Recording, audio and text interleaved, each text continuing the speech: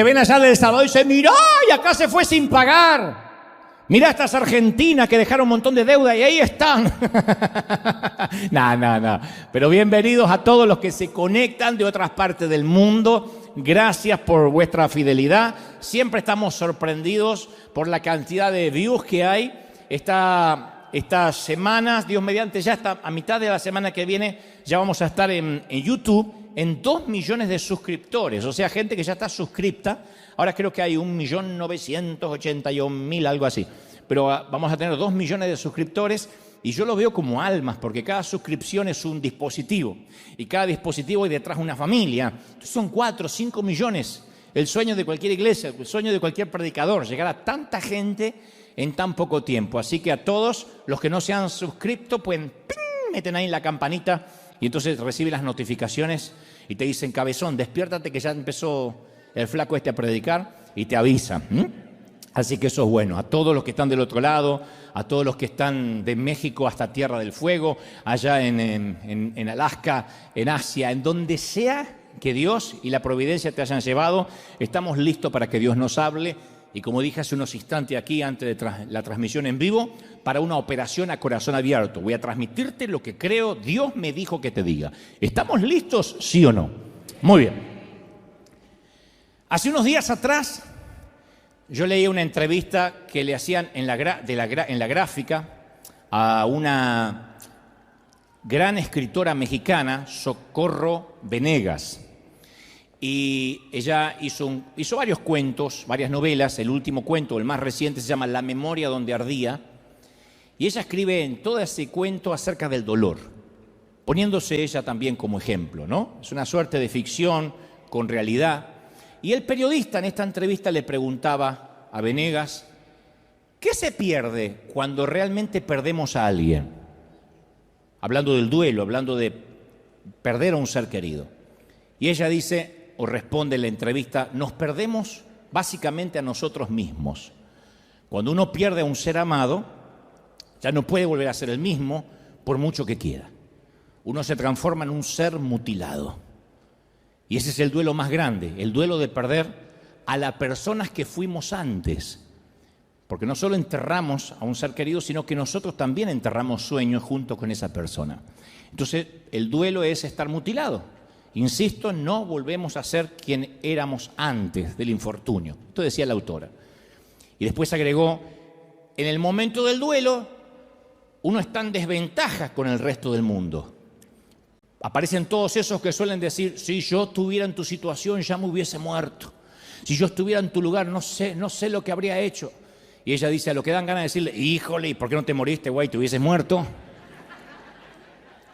Pero todos parece que quieren solidarizarse, pero no lo pueden hacer. Y esa entrevista me hizo pensar acerca de la vasta serie de pérdidas que acumulamos en el trayecto de toda una vida y que de algún modo, como dice la autora Socorro Venegas, van mutilando nuestro alma.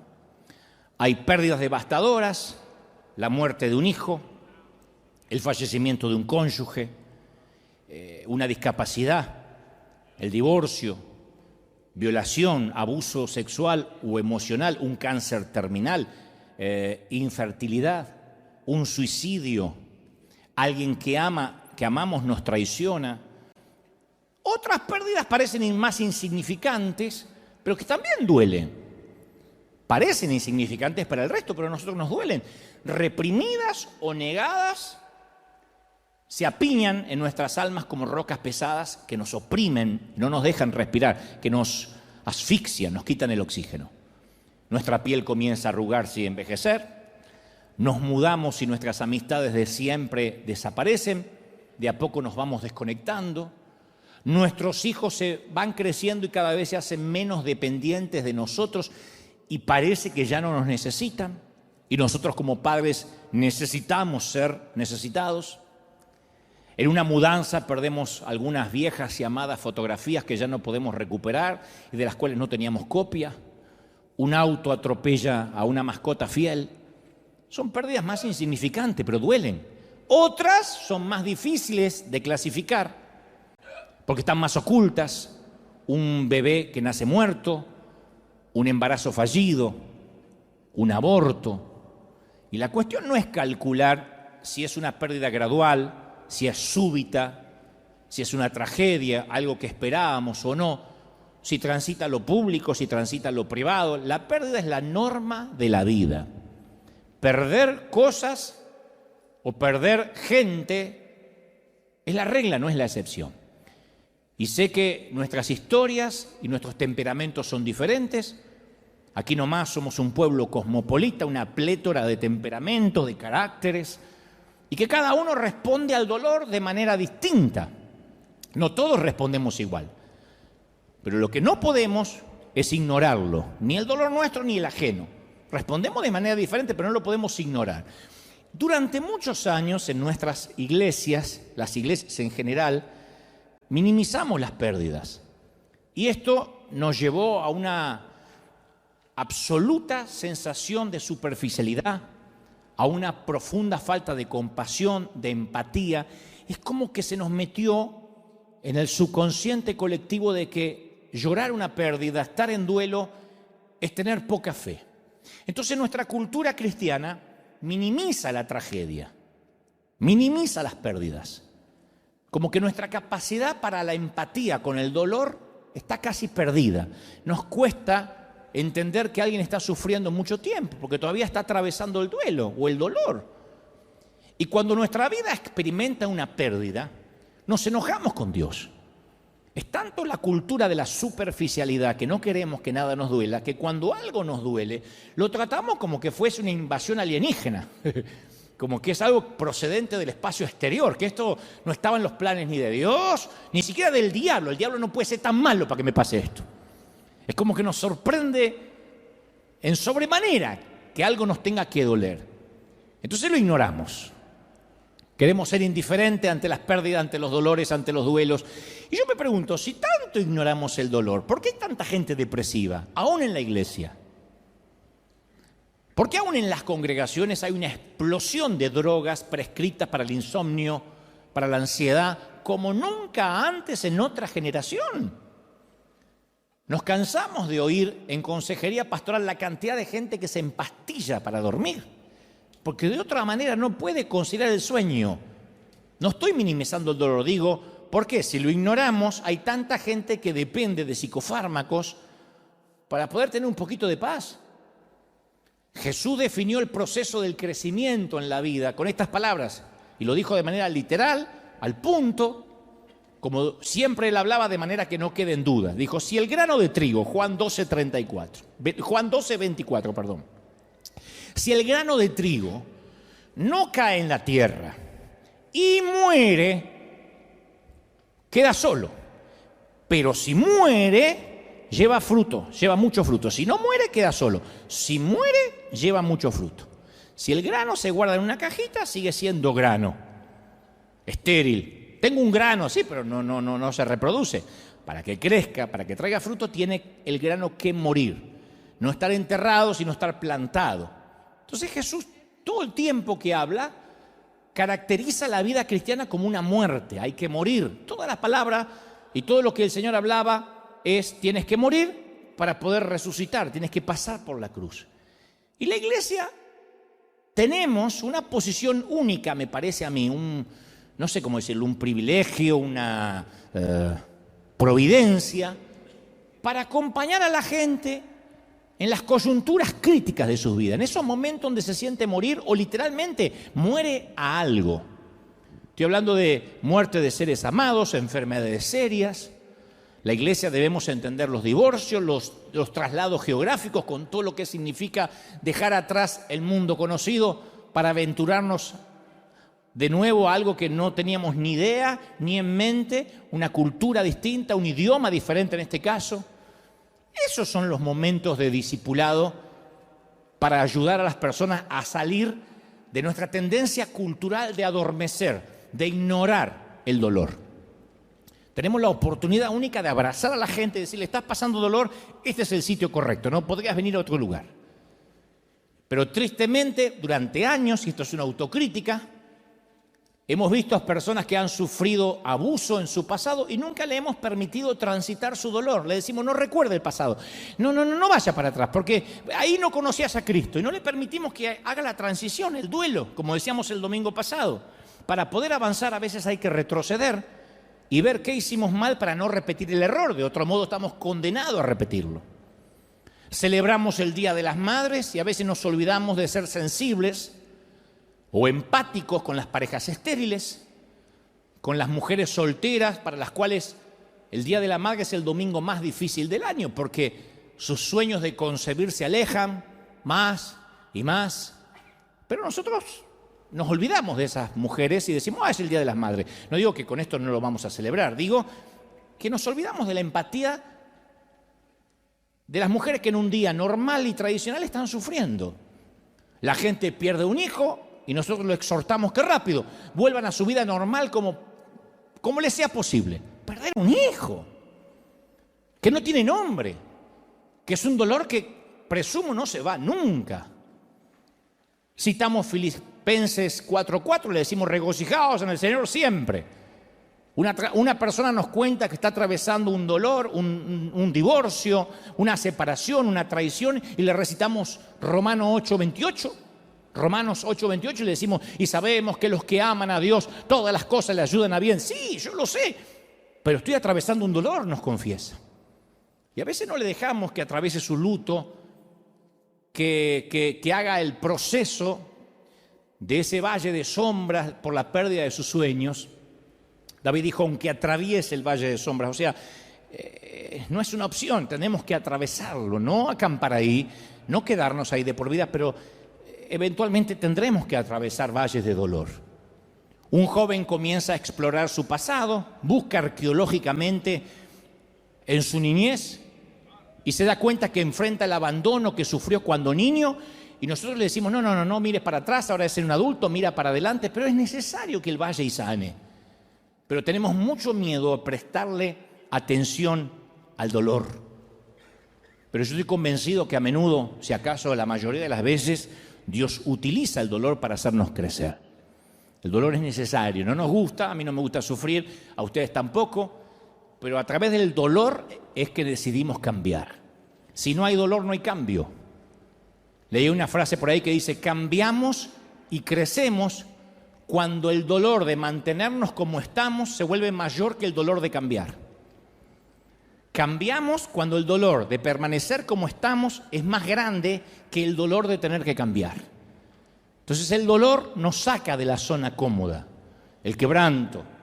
Por eso es necesario el duelo, por eso es necesario respetar los que están sufriendo, aunque estemos en la iglesia, porque es el proceso psicológico y la respuesta emocional ante la experiencia de una pérdida. Y uno tiene que tener una teología sobre eso. Es decir, acá hay mucha gente que ha perdido cosas, que ha perdido seres amados, que han tenido que atravesar o están atravesando un luto, que es el proceso, nada menos, de adaptarse a una nueva normalidad de vida, a una silla vacía, a una cuna que no tiene a un niño dentro, a una casa silenciosa, a una pérdida de empleo, a una nueva normalidad física, andar con muletas, a estar confinado en una silla de ruedas, a un cambio de una posición cómoda financiera a una que es más paupérrima.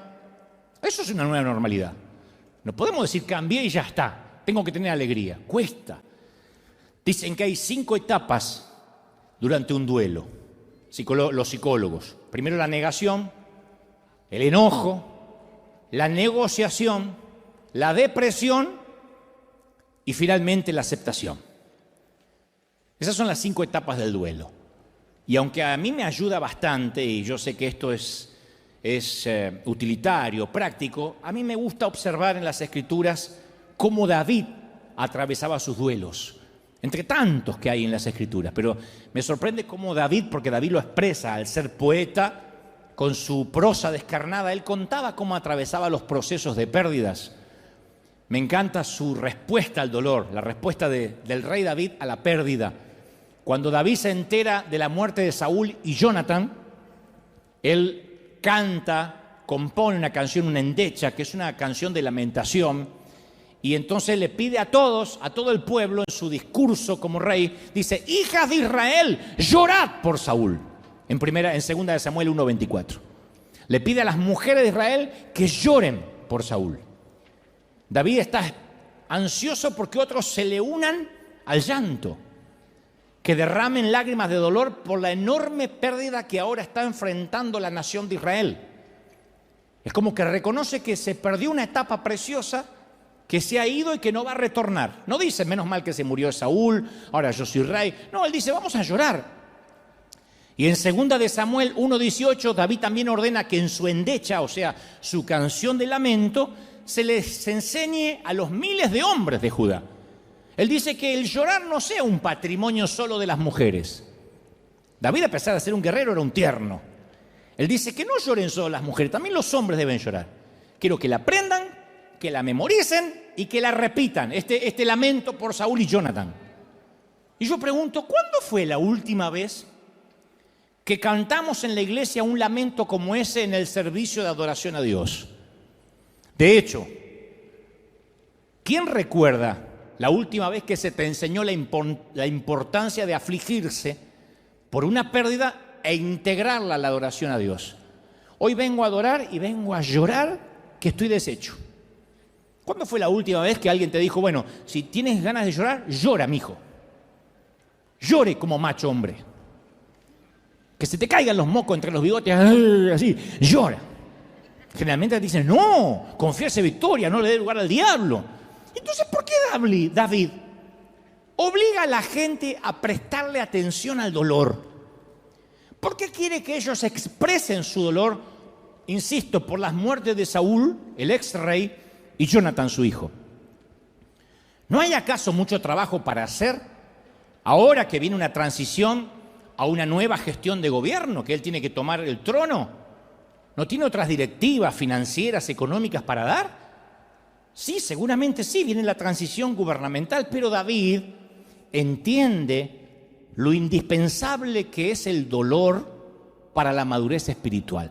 Está bien que a veces no estés bien. Está bien. Está bien que a veces duela. David sabe lo importante que es cuando dedicamos tiempo a lamentar nuestras pérdidas antes de seguir adelante, no quedarte ahí. Pero hay un tiempo que necesitamos decir: yo necesito una pausa. Si yo no lloro, si yo no reveo mi vida, no sé si voy a poder seguir. David sabe lo importante que es para la gente mantenerse conectada con la realidad y no huir del dolor. No podemos huir del dolor. Te voy a decir algo: Salmos es el libro más popular de la Biblia, está más o menos en la mitad de las Escrituras. Incluye, para los que nunca lo leyeron o no sabían, incluye salmos de adoración, de acción de gracias, hay muchos salmos de sabiduría, de arrepentimiento, salmos que expresan dudas, pero la mayoría están lejos de ser alegres. Por lo general hay muy pocos salmos de alegría. Más de los 150 salmos se clasifican como lamentos, cortavenas. La mayoría de los 150 salmos son medio como los boleros o como los tangos argentinos. Me dejó la morocha y se fue con otro, la desgracia. Bueno, algo así son los salmos. Salvando la distancia, ¿no? ¿Cómo querés que me quieran los pastores después de esto? Está comparando los salmos con el tango. Bueno. David escribió la mayoría de los salmos según la tradición. Y los lamentos prestan atención a la realidad, a esta vida que a veces se pone dura, a la vida que a veces se pone difícil y a veces hasta brutal y nos deja en la lona y parece que nos quitó el oxígeno. O sea, estos salmos toman nota de la aparente ausencia de Dios que sentimos. No digo que Dios está ausente, lo que nosotros sentimos como tal. Los salmos advierten cuando las circunstancias parecieran que nos hacen creer que Dios ni siquiera es bueno, que nos abandonó. Esas situaciones que dicen: no me digas que Dios me está amando y cuidando porque yo no lo siento así ahora.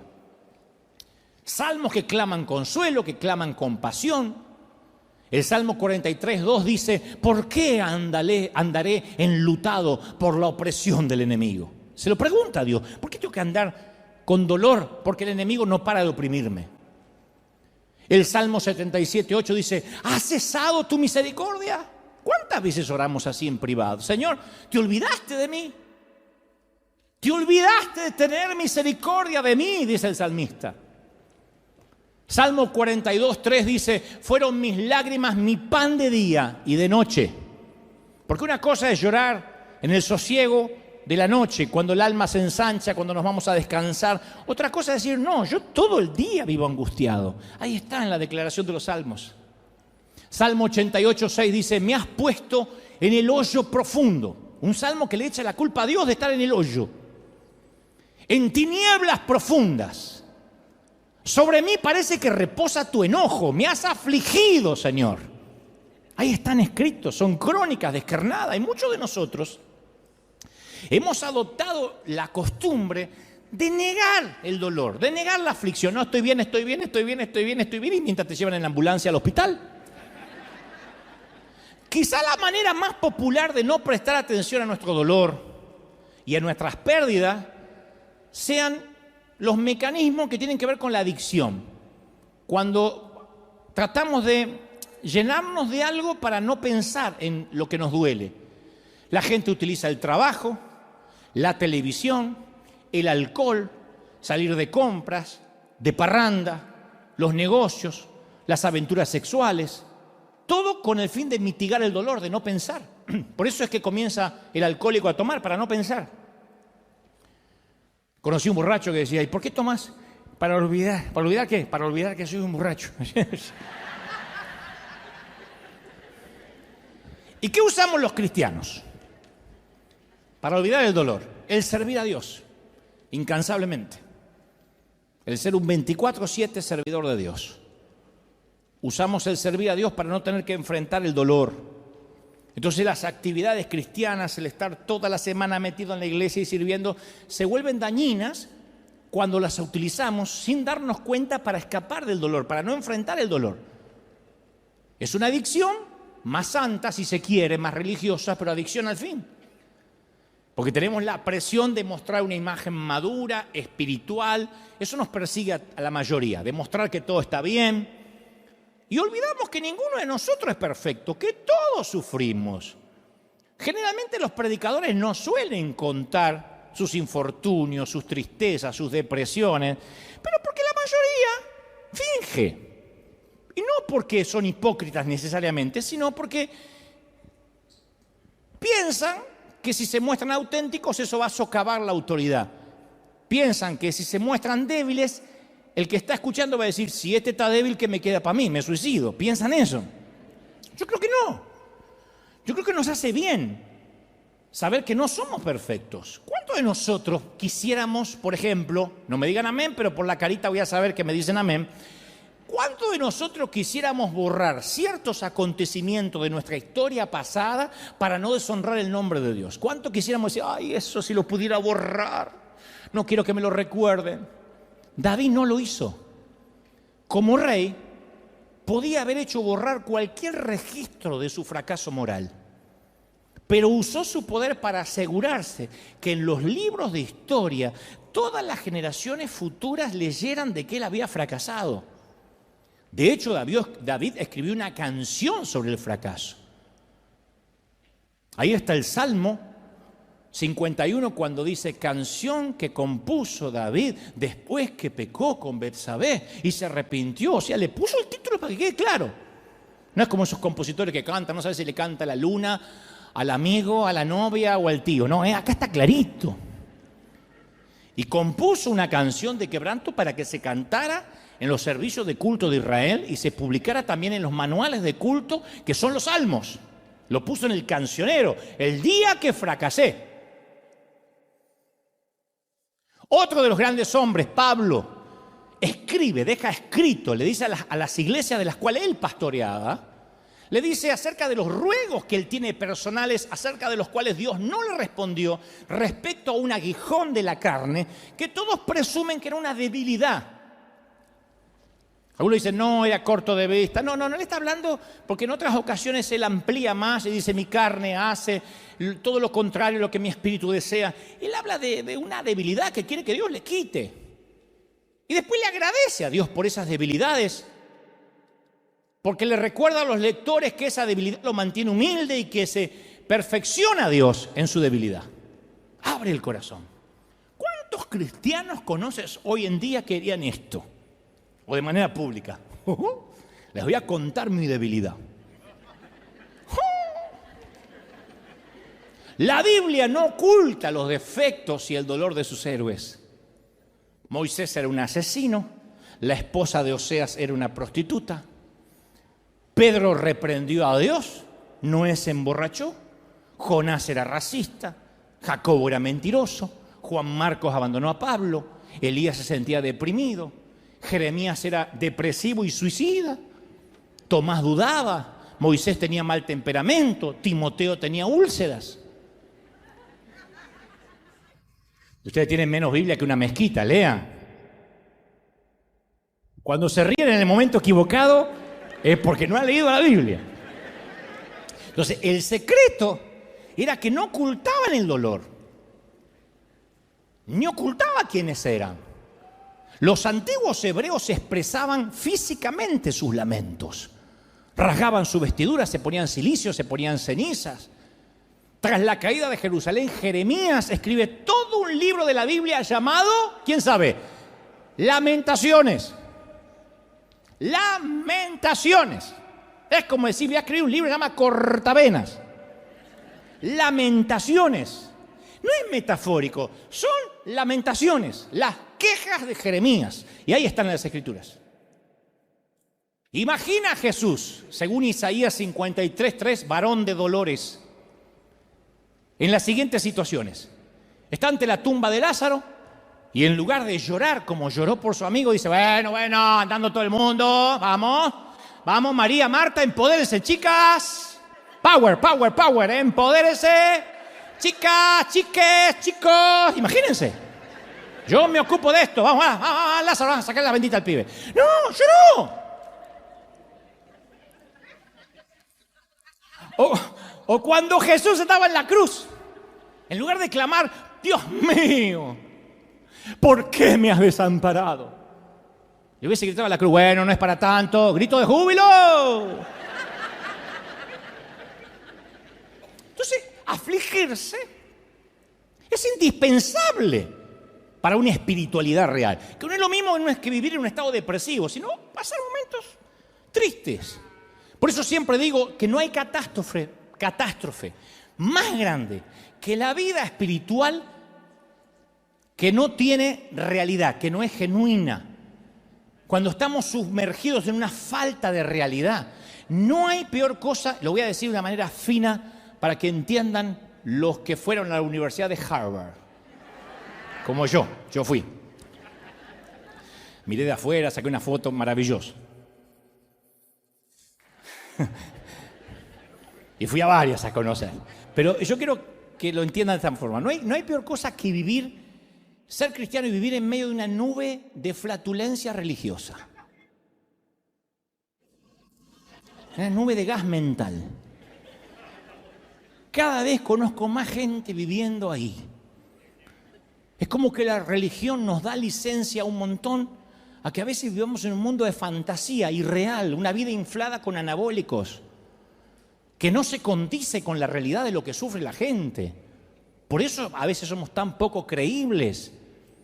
He conocido a lo largo de este peregrinar cristiano desde gente creyente que deja el trabajo porque Dios le dijo que tiene que vivir por fe. Tiene 8 hijos y Dios anoche en una revelación le dijo, deja el empleo y vive por fe. A creyentes que se metieron en proyectos faraónicos que terminaron quebrando su vida, su matrimonio, porque Dios se lo mostró en una revelación a él, incomprobable, pero Dios se lo mostró. Después de comerse 7 tacos, se fue y tuvo revelaciones. Hasta personas que se dejaron morir por no ir a un médico a tiempo, porque se iban a curar en el nombre del Señor. Hasta otros que se autonombraron pastor y sin ningún background, sin ninguna preparación, se abrieron una iglesia propia porque no estaban de acuerdo con su pastor local. Nadie los comisionó, nadie los ordenó bajo el pretexto, me lo dijo el Señor, que abra una nueva iglesia donde haya más amor. Eso es la flatulencia mental, la falta de realidad. Y la verdadera vida espiritual no es una huida de la realidad, sino un compromiso absoluto con la realidad. Por eso no tenemos que eludir nuestras heridas, buscar atajos espirituales, porque el dolor es un gran maestro. El pasar por estas situaciones difíciles nos enseñan cómo vamos a aconsejar a otras parejas, a otros padres, a otros abuelos, si nunca hemos sido pareja, padres ni abuelos, si nunca hemos sabido lo que se siente tener un hijo. ¿Puede alguien que nunca fue mamá aconsejar cómo ser mamá a una que sí parió? No. ¿Podemos entender lo que vive un enfermo terminal de cáncer si nunca tuvimos más que un resfrío? A veces el dolor nos conduce por situaciones difíciles, pero termina enseñándonos, haciéndonos docentes para poder tener empatía con los que sufren. Job lo perdió todo en un solo día. El profeta en un solo día pierde todo: familia, riquezas, salud. Y muchos de nosotros experimentamos pérdidas, pero bueno, a lo largo de toda una vida, ¿no? No en un solo día. Pero sí perdemos cosas. Perdemos nuestra juventud. Bueno, ustedes, no yo tanto, pero ustedes están perdiendo la juventud. No hay forma de detener el proceso del envejecimiento. Ni con cirugías plásticas, ni con cosméticos, ni con una buena dieta, ni con ejercicios diarios. El proceso del envejecimiento, la ley de entropía, no se detiene. ¿Quién no ha perdido sus sueños? El sueño de una carrera que quería seguir, un matrimonio, los hijos que esperaba. Y también experimentamos pérdida cada vez que emigramos a un nuevo país. Así te vayas a un mejor país. Así salgas de Venezuela, de Buenos Aires, de México y te vayas a Suiza. Hay pérdida de lo conocido, de los seres queridos. La mayoría de nosotros experimentamos una pérdida catastrófica en uno o en varios momentos de la vida. Cuando un miembro de la familia muere repentinamente, un infarto o un ACV, cambió radicalmente la historia de tu apellido. Cuando nuestro cónyuge tiene una aventura con otra persona.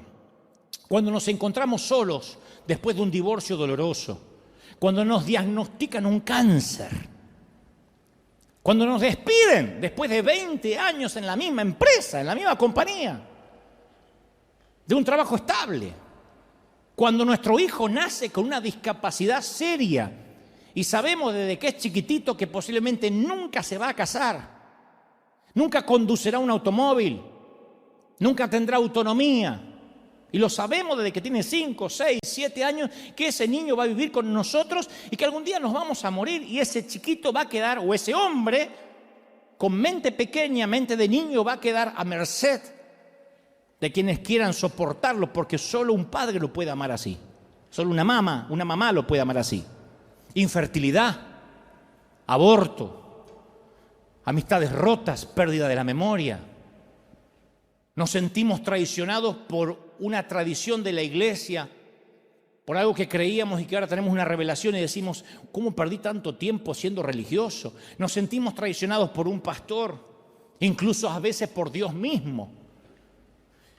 Perdemos nuestras ilusiones acerca de esta nueva familia en Jesús, que es la iglesia. Y decimos, ay, me encanta River, hasta huele bien, qué lindo.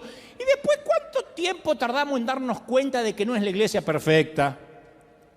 Ni hay gente perfecta como lo esperábamos. Y nos desilusionamos. De hecho, cierta gente aquí nos desilusiona. Y Job supo de esas pérdidas, de esas desilusiones. Job era el Elon Musk, el Jeff Bezos, el Bill Gates de la época. La Biblia dice que tenía 7,000 ovejas. Nos abruma la riqueza que tenía. 7,000 ovejas.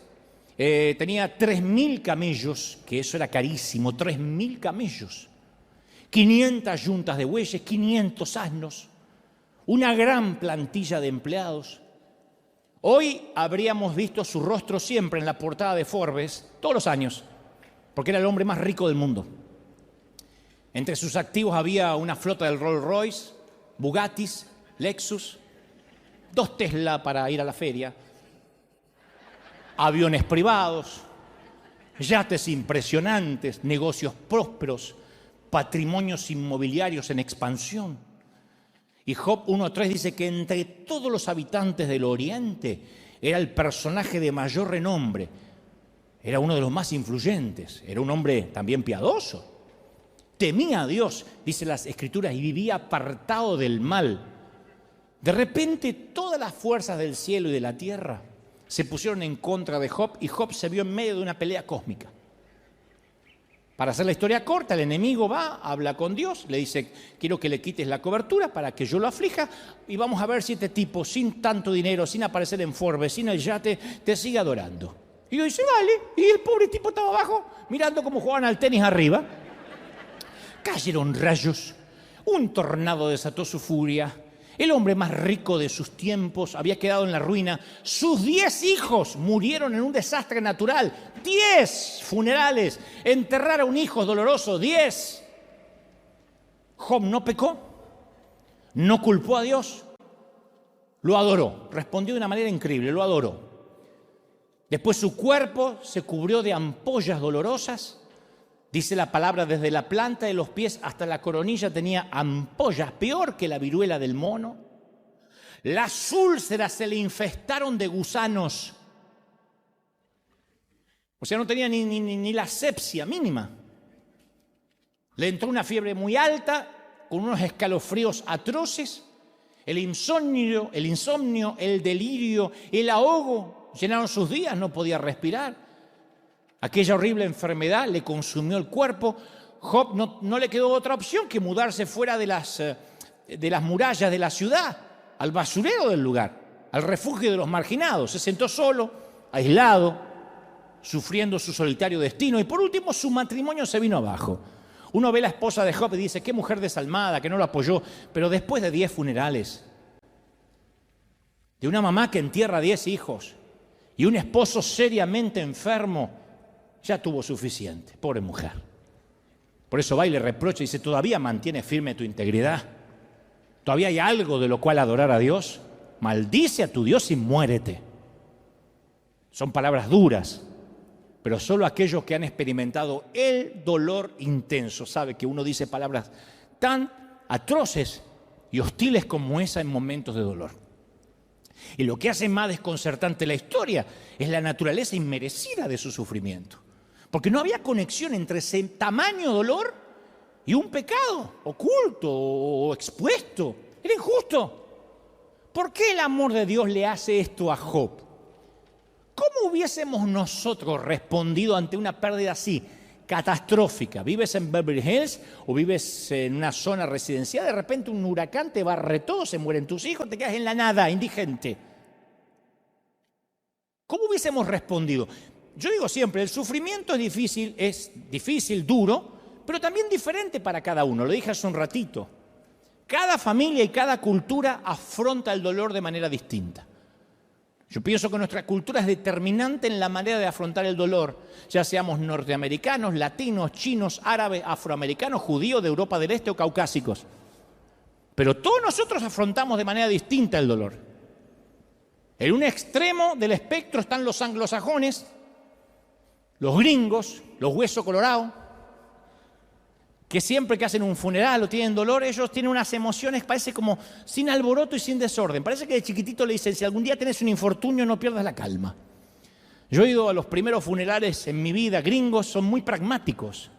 La mayoría, siempre hay excepciones a la regla, ¿no? Pero la mayoría no sabe si estás en un memorial o en la entrega de los Oscars. ¿Vieron los memoriales o los funerales gringos? Son así. Pasa el hijo del difunto totalmente estoico, el chiquito tiene 11 años y pasa así, como para una graduación, vestido impecable como un gato de rico, todo así. Y dice, oh, papá era realmente genial. Oh, ¿sabes? Me enseñó a jugar baloncesto y me hacía las mejores malteadas. Y está el viejo ahí en el cajón, pero ni lo mira. En el extremo opuesto estamos los latinos. que nos pasamos toda la noche llorando frente al ataúd. Y es más, hay peores. En lugares como Italia y Grecia, las mujeres llevan ropa negra por el resto de su vida, las griegas y las italianas. Ropa negra por el resto de su vida después de la muerte de su esposo. Capaz que tienen 3 maridos más, pero con ropa negra. Y en los funerales italianos, yo los he visto, hasta golpean el féretro con los puños, gritan el nombre del muerto. Las viudas enojadas insultan al muerto porque se murió. ¡Imbécile! ¡Ma calzone! ¡Perché sei morto! ¡Perché sei morto! ¡Mi hai lasciato vedova pianto! ¡Perché sei morto! Y todo el mundo se enteró. Saltan dentro de la tumba cuando bajan el ataúd, se tiran arriba, lo tienen que sacar. Torna indietro, Enzo Giuseppe, torna indietro, torna, que dice retorna, vuelve de la vida. ¿Lo que va a volver? Enzo se quiso mandar a mudar hace años y ahora tiene la oportunidad. Torna indietro, Giuseppe, Enzo. Y nuestra cultura cristiana, ¿cómo es? Tratamos de evitar el dolor. Pensamos, no, esto que me pasa no es de Dios, debe estar relacionado con mis pecados. Lo mejor es que me mantenga un tiempo lejos de la iglesia hasta que me recupere. Fíjate vos qué locura, qué ironía, qué contrasentido. La gente abandona la iglesia porque se siente mal para ir a la iglesia. Es como decir, estoy demasiado enfermo como para ir al hospital. Esperás que me recupere y ahí veo al médico para no decepcionarlo. ¡Una locura! ¿Y cuál es el corazón del cristianismo? Nos dice que el camino a la vida es a través de la muerte, como el grano de trigo, y la resurrección. Ahora, yo sé que es más fácil predicarlo que vivirlo, yo lo sé. Pero tenemos que familiarizarnos con el dolor y decir, sí, ahora me toca pasar esto. Mira, cuando somos chiquitos, se crea una barrera. El cerebro está tan bien diseñado por Dios que cognitivamente el cerebro crea una barrera defensiva para librarnos del dolor. Eso es uno de los más grandes regalos de Dios. Por ejemplo, si un nenito, una niña, un niño experimentó abuso en su niñez, sexual o emocional, la negación es un mecanismo sano de supervivencia. Es como que la mente, para proteger al niño, la propia mente del niño le quita, evita el sufrimiento y le permite al niño soportar esa circunstancia dolorosa en la mayoría de los casos. Es muy saludable no experimentar esos dolores cuando uno es un infante, con el fin de sobrevivir emocionalmente. No obstante, la transición a la adultez nos exige que maduremos y superemos esos mecanismos de defensa de la negación y mirar de frente a la realidad. Porque Jesús dijo, y conoceréis la verdad y la verdad os hará libres. Pero si no conocemos la verdad, nunca tendremos libertad. Entonces, inconscientemente muchos llevamos a la vida adulta muchos mecanismos de defensa para protegernos del dolor. Y en esa etapa de la vida adulta bloqueamos nuestro crecimiento espiritual y emocional, como dije el domingo pasado. Entonces tenemos muchos mecanismos de defensa contra el dolor, especialmente los cristianos. Lo anestesiamos, número 1. En el peor de los casos, con una botella de tequila, con vino, con una hora de pornografía en internet, con sexo casual. Número 2, lo negamos. Pretendemos que nada nos duele, ingeniamos un plan para que nadie note que estamos sufriendo y toda la vida es una farsa. Número 3, lo minimizamos. No me duele, esto ya va a pasar, tengo victoria, hay otros que sufren peor que yo, no me puedo quejar. Sí, pero es tu dolor. ¿Hayas perdido a tu madre o un auto atropelló tu mascota? Es tu dolor. Número 4, lo enterramos. Escondemos el dolor debajo de un calendario de actividades, nos ponemos a servir a Dios sin descanso, porque mientras más ocupados estamos, menos tiempo tenemos para pensar en lo que estruja nuestro corazón. Número 5, nos autocastigamos, nos flagelamos, nos azotamos, no con látigos, pero usamos reglas, listas de cosas para hacer, ritos que acatar, penitencias dolorosas disfrazadas de sana doctrina, todo para que duela menos lo que realmente tenemos que sanar. ¿Qué sentido tiene que una mujer se ponga una mantilla en la cabeza, nunca se corte el cabello, mida la falda para que jamás se le vea la rodilla y tenga un alma pútrida de dolor? ¿De verdad Dios va a ver el envase, lo de afuera? Sexto, evitamos mencionar el dolor, nunca lo sacamos a colación. No le digas a la familia, mucho menos que se entere el pastor. Y mantenemos todo muy superficial. Cruzamos los dedos para que el monstruo del dolor se mantenga en el fondo del lago, en lo profundo. Número 7, desviamos el dolor. Atacamos a nuestros hijos con explosiones de carácter. Nos desquitamos con nuestro cónyuge. Le gritamos a los empleados, a otro conductor, al chinito, que todos los chinos manejan bien, no sé por qué hay que gritarle. Número 8, neutralizamos el dolor. Decidimos que nunca jamás nos volverán a lastimar. Entonces creamos la foto de la familia perfecta, somos cristianos perfectos, vivimos para las redes sociales. Hay un montón de gente que vive para las redes sociales, que en vez de disfrutar en un restaurante, con la persona que tienen enfrente en la mesa, están pensando en sacarse la foto para que lo vea otro. Van a la playa y en lugar de disfrutar la playa están pensando, uy, cuando lo vean, acá, cuando lo vean, ¿y qué pusieron? Y después ya no está más en la playa. Está viendo qué pusieron los gansos que no fueron a la playa. Y armamos una vida superficial para mantenerlos al control. Matrimonios que se llevan como perro y gato, pero se sacan muchas fotos para dar un falso testimonio de algo que no existe. Eso es para evitar el dolor, la confrontación. Y Job nos presenta una manera brillante de cómo debemos salir del dolor en la familia de Jesús, sin importar la cultura, el temperamento o el género. En primer lugar, él le presta atención al dolor, al igual que David. Lloren, hijas de Jerusalén, por Saúl y Jonathan. Bueno, Job es igual, le presta atención. No lo ignora, no lo minimiza. Por eso digo, tenemos poca teología en la congregación para el enojo, la tristeza, para el duelo, para la depresión. Nos preguntan, ¿cómo estás? En victoria, aleluya, en victoria. ¿Quién va al médico y te dice, ¿por qué vino? No sé, porque estoy perfecto, aleluya. ¿Quién va? ¿Por qué ocultar las hemorroides? Y sufrirlas en silencio. ¿Qué hace Job? No reprime nada. Grita su dolor. Maldice el día que nació. Está ahí en las Escrituras. Parece que fueran versículos de menor categoría. Y a veces los censuramos, pero no nos corresponde a nosotros censurar lo que no nos conviene. Dice Job que perezca el día que fui concebido y la noche en que fue anunciado nació un niño. Ojalá que ese día se vuelva oscuridad. Job 3:3. Le grita en una oración osada, le grita a Dios. Le dice exactamente cómo se siente, como si Dios no lo supiera. Hay 35 capítulos de cómo luchó contra Dios. Dudó, lloró, volvió a dudar, lloró, gritó. Se preguntó dónde estaba Dios y por qué le sucedía todo eso. No evitó el horror de la situación, lo enfrentó, dijo, este dolor me está pasando. Número 1, decir, a mí me está pasando un dolor. Por eso vengo a River, porque estoy en un dolor. Por eso estoy escuchando el servicio por streaming, porque estoy con dolor. No está mal, no es pecado. Si no, el Señor nos hubiese llamado varón de dolores, según Isaías. En segundo lugar, transita el duelo del dolor, lo transita. Aunque atraviese el valle de sombra y de muerte, no temeré mal alguno, dijo David. Job lo atraviesa.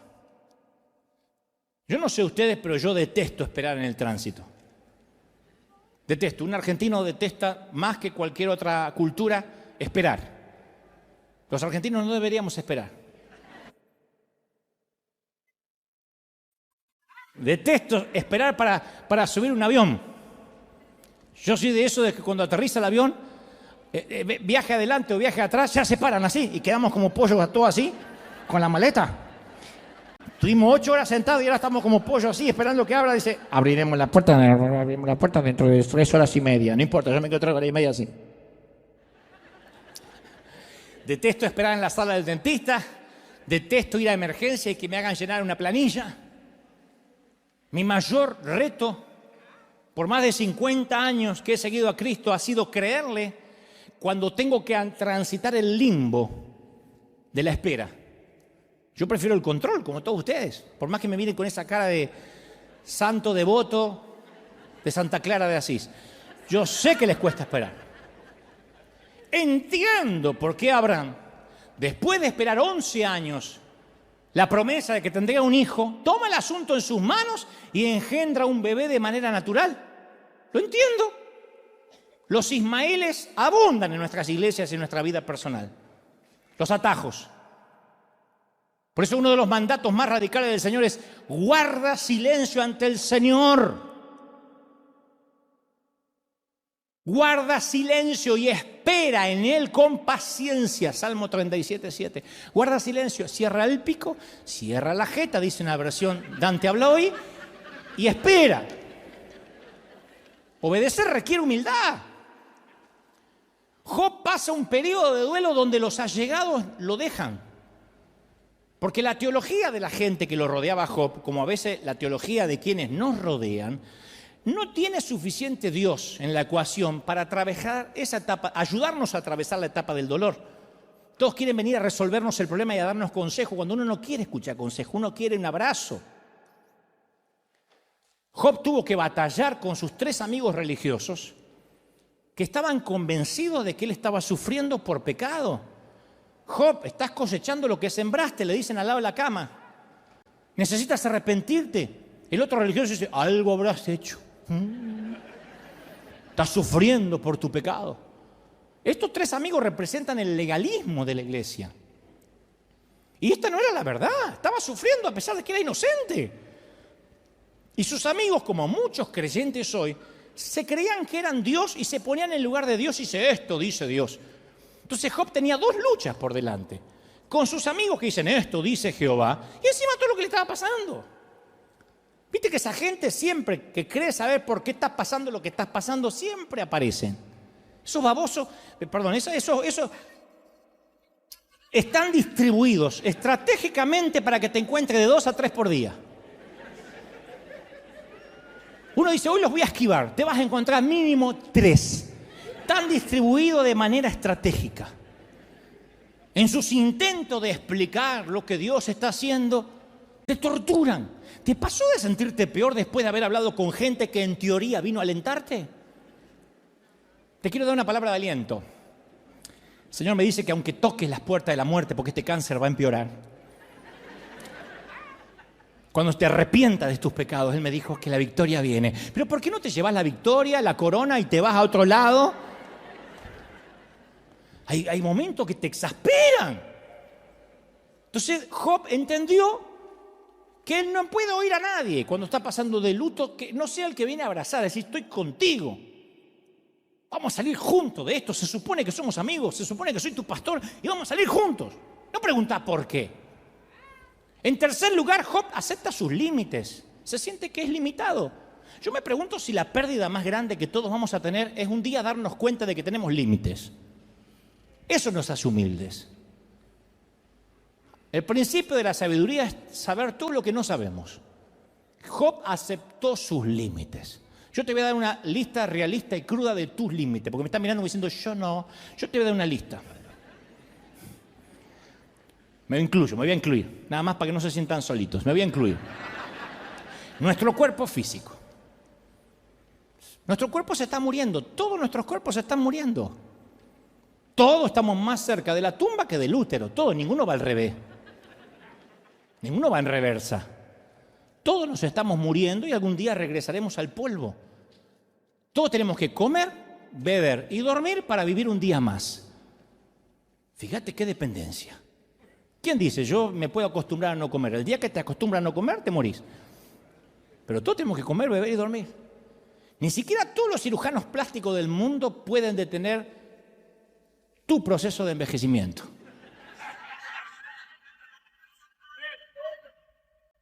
No puede. Otro límite: nuestra familia de origen. Nuestra familia actual, como te dije el domingo pasado, nuestro origen étnico, el país natal, nuestra cultura, nos dieron límites, dones y límites. Todos llegamos a nuestra edad adulta con límites heredados de nuestra familia.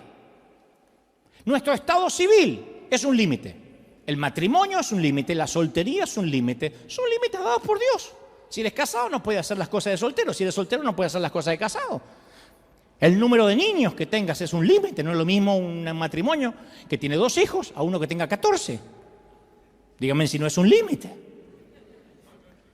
Nuestra capacidad intelectual. Ninguno de nosotros es brillante en matemáticas, ingeniería, carpintería, física y música al mismo tiempo. Ni siquiera un argentino es bueno en todo eso. Nuestros talentos y dones son límites. Jesús tenía todos los dones. Yo puedo tener 2, 3, capaz que tú tienes 10. Pero es un límite. Los recursos financieros. Estamos limitados a los recursos. Nuestro nivel de prosperidad nos limita. Nuestra materia prima. Dios nos dio una personalidad, un carácter, un yo único. Yo tengo dentro del espectro autista un síndrome que integra la categoría más amplia del trastorno del espectro. Es un don y es una limitación a la vez, porque ese trastorno neurobiológico, en mi caso, es un don grande para escribir, para crear, para hablar, pero me limita en ciertas emociones, socialmente, me produce ciertas rutinas obsesivas compulsivas, que no te importa, no te voy a contar porque eso es chismerío, no viene al caso. Nuestro tiempo es un límite, tenemos una vida para vivirla. No podemos hacerlo todo. A mí me gustaría vivir en Oregon y disfrutar la lluvia de ahí de Portland, en la Toscana, Italia, en Manhattan, pero no puedo. Quisiera tener otras profesiones, otras disciplinas, no puedo, mi tiempo no me alcanza, la vida ya no me alcanza. Nuestro entorno o iglesia es un límite. Trabajamos en medio de cardos y espinas. ¿Quién no quisiera la iglesia perfecta? Pero nosotros no tenemos perfección para darla, de modo que la podamos exigir. ¿Quién tiene un código de moral demasiado alto para decir merezco la mejor iglesia? Nuestra comprensión espiritual es un límite. Dice Deuteronomio 29, lo secreto le pertenece a Dios. Entonces, crecer significa que no somos el centro del universo, que no somos el eje del planeta. Y para algunos es muy doloroso aprender esto. Pero nuestro ego tiende a ser tan exagerado que actuamos a veces como si fuésemos Dios. Y tenemos fantasías, por eso las famosas flatulencias mentales. Siempre estamos hablando de las grandes visiones y queremos hacer más de lo que Dios dispuso que hagamos. Nos agotamos pensando que podemos realizar más cosas de las que podemos hacer. Corremos sin pausa, convencidos que si paramos, nuestro mundo se va a detener. La iglesia, los negocios, los niños, que todo se va a parar. No, nada se va a parar. Nos vamos a ir de aquí. El mundo hará, los que te quieren, 1 minuto de silencio, la tana golpeará, la italiana, tu ataúd, y dirá, más calzones, ¿para qué te fuiste? Regresa en tieto. Los gringos dirán, se fue, menos mal. Pero te fuiste. Entonces a veces tenemos que bajarnos de nuestro trono para unirnos al resto de la humanidad. Es una obligación, eso es crecer. Una parte de nosotros odia esos límites. Y esto es en parte la razón por la cual sentir dolor es un requisito para alcanzar la madurez espiritual, porque los límites nos hacen pensar, wow, qué dependiente soy de Dios. ¿Viste lo que uno siente cuando se enferma?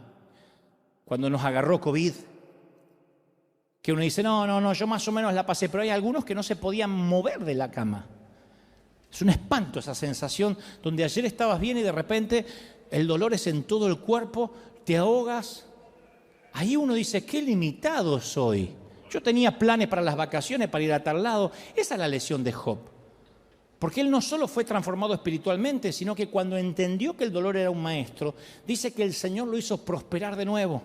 Y le dio 2 veces más de lo que tenía. Y el Señor bendijo los últimos años de Job más que los primeros. Su riqueza se duplicó. Dios le dio 10 hijos nuevamente y vivió por muchos años. Pero eso lo recibió cuando supo que el dolor era su maestro. Cuando dijo, estoy limitado, dependo de Dios. Él es mi gracia, Él es mi favor. Su poder se perfecciona en mi debilidad. Alguien tiene que decir amén. Mira, mucha atención a esto. El mensaje central de Cristo es que el sufrimiento y la muerte traen resurrección y transformación. Pero recién viene la resurrección cuando algo muere. Ahí nace lo nuevo. Cuando nace lo nuevo nos volvemos compasivos como nuestro Padre. Si pasaste por una enfermedad, por un problema familiar, recién ahí entiendes al pobre, a la viuda, al huérfano, al marginado, al herido. Por primera vez los comprendemos y no los juzgamos. El dolor nos despoja de las pretensiones, de lo que no es esencial. Estamos más aptos para deshacernos de cosas que no son importantes. Viste que el dolor hace que uno decida qué es lo que te va a importar y qué es lo que ya no te va a importar.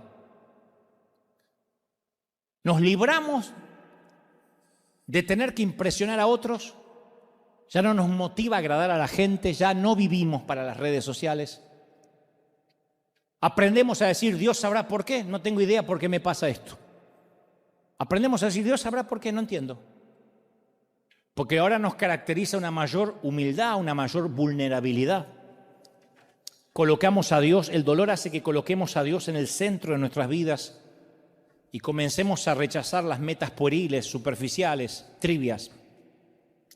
Fluye un nuevo amor de nosotros que antes no teníamos. Entonces quiero que entiendas esto. Hay un dolor que es antes de la operación. Cuando dices, o me intervengo quirúrgicamente o este dolor me mata. Pero después hay un dolor que es después de la intervención, es el postoperatorio. O tiempo de recuperación, que le dice, vaya y haga reposo, no se mueva. Hay gente que después de la operación ha tenido que dormir sentado, sentada. O los puntos te tiran, o tienes que tener cuidado al bañarte, no te puedes quitar la venda. Ese es el dolor de la recuperación, ese es un dolor saludable. Y yo sé que hay mucha gente acá, si acaso la mayoría, que está viviendo el dolor de la recuperación, el postoperatorio. Solo porque sientas dolor no significa que no estés mejorando. Si te duele es porque estás cicatrizando. Por primera vez se están arreglando tus cosas. El otro dolor es el que no tenías que seguir teniendo. Este es el dolor de cuando Dios metió la mano. Hoy te vas a ir de acá con dolor, porque estuve trabajando, dice el Espíritu Santo en tu corazón. ¿Viste cuando se te va la anestesia de la boca luego de ir al dentista? Y trabajaron mucho porque hicieron un root canal o limpieza. Se te va la anestesia y te empieza a doler. Y lo lógico, si estuvieron metiendo la mano ahí durante 1 hora y media. Bueno, hoy el Señor metió la mano durante casi 1 hora en tu corazón y te va a doler. Hoy a la tarde vas a tomar decisiones, vas a decir, wow. El dolor antes de la operación no tenía propósito, pero el dolor después de la operación tiene propósito. Tampoco puede haber nacimiento a lo nuevo sin dolor. Las mamis saben de esto. El crecimiento duele. Y lo más importante, la iglesia, una vez que aprende a absorber el dolor y crece a través de él, llega a entender el rico fruto de la compasión divina hacia los demás. Solo el gran maestro del dolor nos da la capacidad para amar a los demás como lo hizo Jesús. Si no, no podemos amar. Muéstrame a alguien que la vida lo ha golpeado y te voy a mostrar a alguien lleno de misericordia por el dolor ajeno. Muéstrame a un nene o a una nena de papá que todo lo que quiso lo tuvo, que es un caprichoso, que si no le dan lo que quiere se pone a gritar y hacer escándalo, y te voy a mostrar a alguien que no tiene empatía, que no ama a nadie y que se vive mirando el ombligo, aunque ya sea adulto. ¿Qué tal si nuestras heridas más profundas era justo lo que Jesús necesitaba para llevarnos al ministerio? ¿Qué tal si en tratar de arreglarnos nosotros mismos nos presentamos así, imperfecto ante Jesús y le decimos, Señor, úsame, acá estoy con mis heridas? ¿Qué tal si eso que pedimos, que Señor sana rápido, de hecho es un regalo, este es tu mejor tiempo? El mejor tiempo es el postoperatorio. No se te tienen que abrir los puntos. Quédate quieto, descansa, espera en Él. ¿Qué tal si tú, que estás desesperado por sanar, esas cargas que le pides a Dios que remueva son justo lo que necesita Dios para moldear tu carácter? Hay 2 tipos de dolor. Uno que nos encierra en nosotros mismos, que crea traumas, por cuyas heridas ni siquiera puede entrar la luz. Y el otro, el dolor que enseña, el que nos confiere un corazón de grafeno, que nos da la capacidad de ser receptivos al dolor ajeno. Yo sé que hay mucha gente acá que no tuvo otra opción que ser valiente y tuvo que enfrentar la diálisis, la quimio, el caminar por el panteón, el cuidado de intensivos. Yo sé que a veces la vida no te dejó otra opción que ser valiente. Como decía mi papá, ser de tripas corazón. Una enfermedad, una pérdida, una humillación y tuviste que respirar y salir adelante. Y haber superado el periplo de ese viaje interno, de ese viaje desgarrador, ha hecho que hoy dispongamos de un tendón espiritual magnífico. El dolor es un gran docente, te hace fuerte. Es el faro que nos avisa desde la orilla que hay un riesgo inminente y que podemos chocar contra los arrecifes. Si decidimos escondernos en la bodega como un polizón, no vamos a solucionar el problema, no vamos a crecer. La única salida posible es girar el rumbo, alzar las velas, ser un piloto de tormenta, tomar nuestras vidas por el timón, buscar mares más serenos, corrientes más propicias, vientos más esperanzadores. Y el aprendizaje obtenido tras esa experiencia nos hará único si no vas a conectar con la vida. Así que hoy yo te invito, esta mañana, por primera vez quizá, a que juntos celebremos y honremos y le agradezcamos a un gran docente, don Dolor.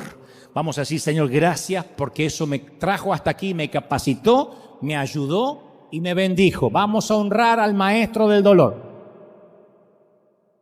Vamos a honrar con un aplauso a ese dolor. Celebra por los momentos difíciles, como Job. ¿Te atreves a adorar por los momentos duros? Agradece por los momentos de dolor. Celebra al Rey. ¡Aleluya! No. Celebra de verdad como si fuera una gran victoria. Dile, Señor, gracias. Caramba que duele, pero celebro ante Dios que me tocó pasar ahora. ¡Aleluya! Vamos, celebra al Rey de Reyes, al Señor de Señores. ¡Aleluya!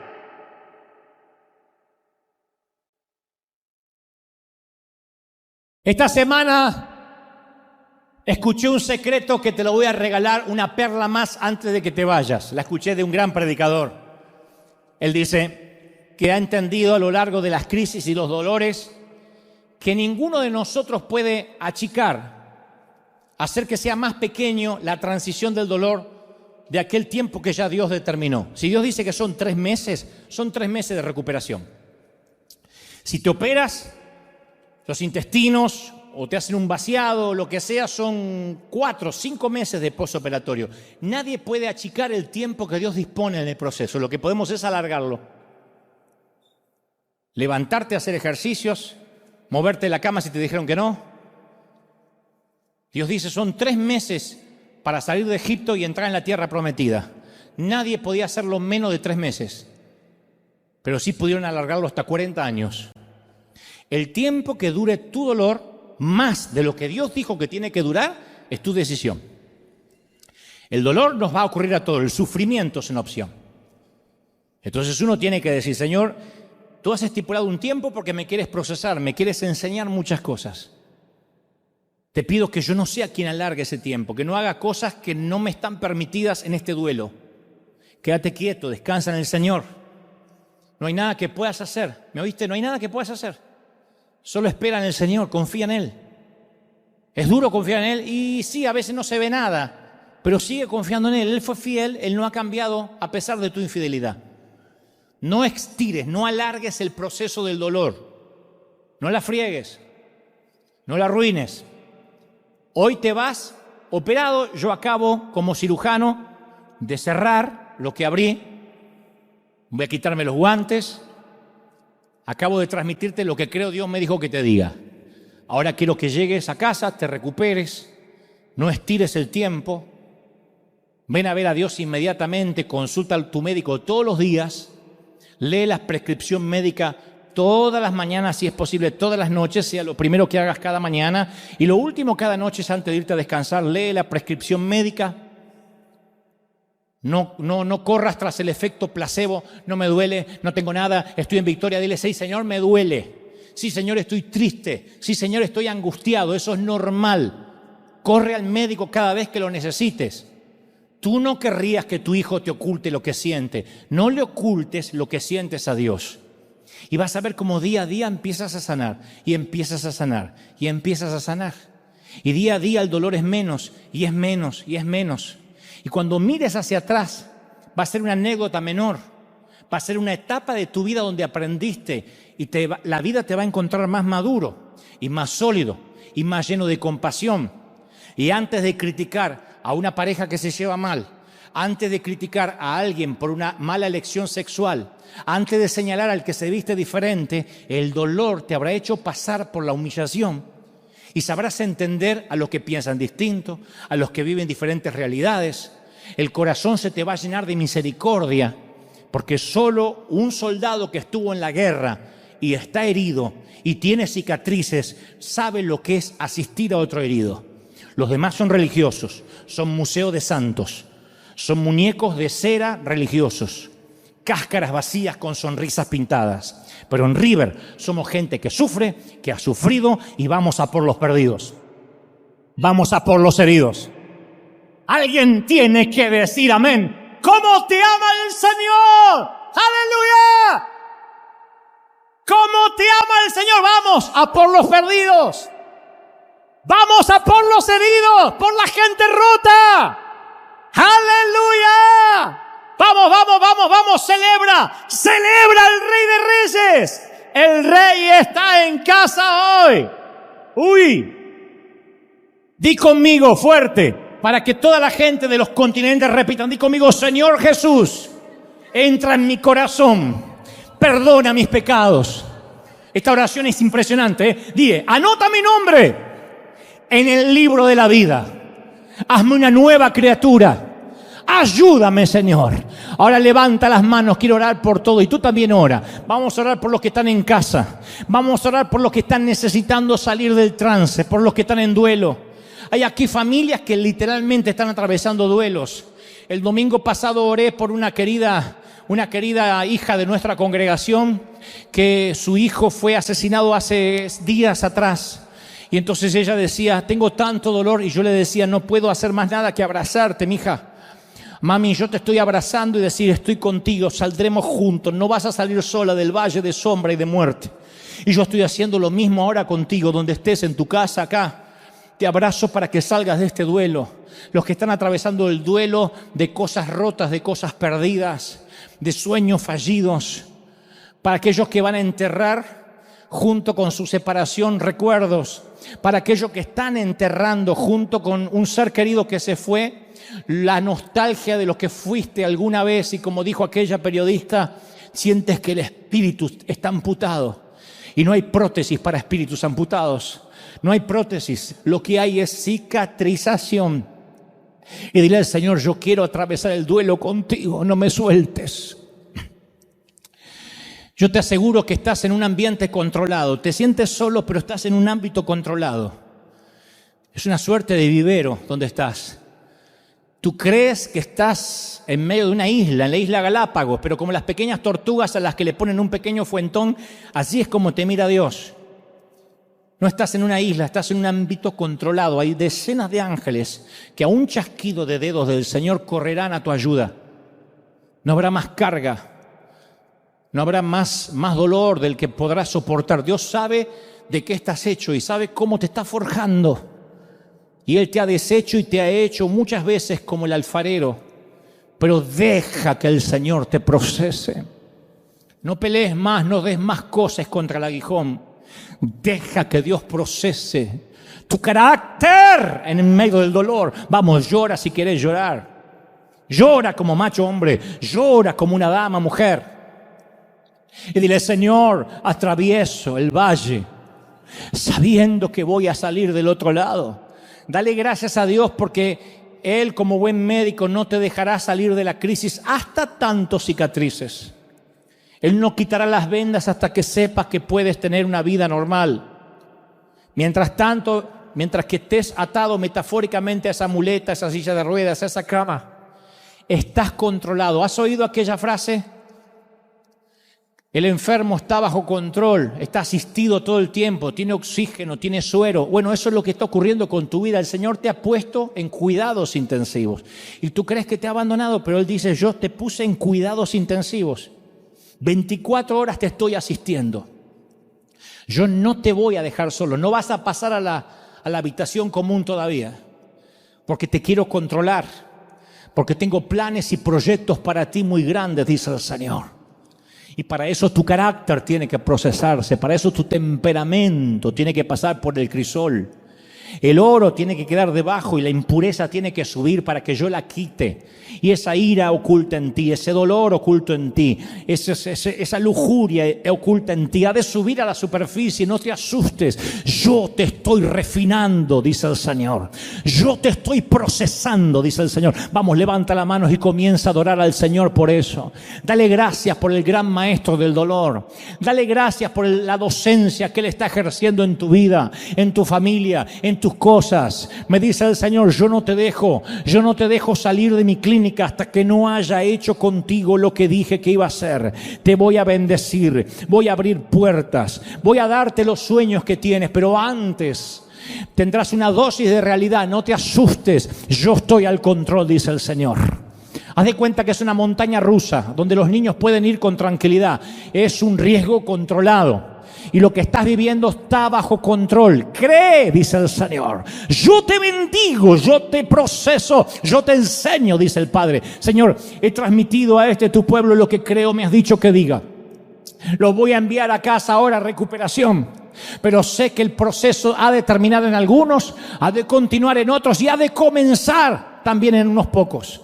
Sé que este proceso es para bien, porque pensamiento de bienestar tienes para nosotros y no de mal, porque se te ha placido amarnos y adoptarnos. Enséñanos.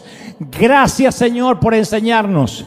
Gracias porque duele. Gracias por los momentos difíciles. Ahora declaramos, Señor Jesús, que nada regulará nuestra adoración, ni nuestra alegría, ni nuestro gozo. Y aunque lloremos de dolor, sabremos que tú estás al control. Dios es soberano. Dios sigue estando en el trono, River. Dios no nos deja y nos bendice. Bendigo tu vida, mi amigo. Bendigo tu vida, hija. Amén. Amén y amén. Gloria a Jesús. Alguien tiene que aplaudir más que eso. Celebra al Rey. Di conmigo, Señor Jesús. Fuerte. Señor Jesús, recibo esta palabra en el cuerpo, en la mente, en el alma, en el espíritu. Amén y amén. Gloria a Jesús. Chao, gente maravillosa. Chao, hasta el domingo que viene. Chao, la gente del mundo. Chao, chao.